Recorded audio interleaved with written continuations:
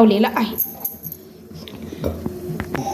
Coffee कॅफेसारखी दिसण्यासाठी मी glass सजवून घेतलेला आहे. आता त्यात कोल्ड कॉफी घालता येईल.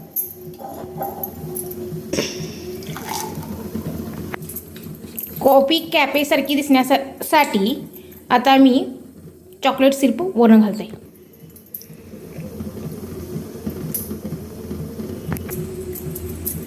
थोडंसं वरनं कॉफी घालणार आहे. थोडंसं मी वरनं आईस्क्रीम घालणार आहे. आईस्क्रीमसह कोल्ड कॉफी तयार झालेली आहे.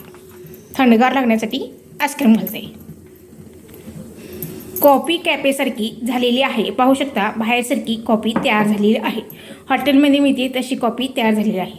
तुम्हीही करून बघा. घरच्या घरी मस्त आणि छान होईल कॉफी. आता दुसरी कॉफी तयार करणार आहे, थिन कॉफी. मगाच्याच कॉफीमध्ये फक्त थोडंसं मी क्रीम घालत आहे. फ्रेश क्रीम घेतलं आहे अमूलचं, त्यात मी क्रीम घालत आहे. थोडीशी आपण कॉफी घालणार आहे. थोडीशी आपण साखर घालणार आहे. मगाशी घातलेली होतीच, त्यात थोडीशी ॲड करणार आहे. थिन कॉफी छान राहण्यास थोडंसं आईस्क्रीम घालणार आहे. आता हे सर्व जिन्नस मिक्सरमधनं फिरवणार आहे. थिन कॉफी ही तयार झालेली आहे. मगासारखाच ग्लास सजवून घेतलेला आहे. चॉकलेट सिरप लावून ग्लास सजवून घेतलेला आहे. त्यात कॉफी घालत आहे. चॉकलेट सिरप घालत आहे.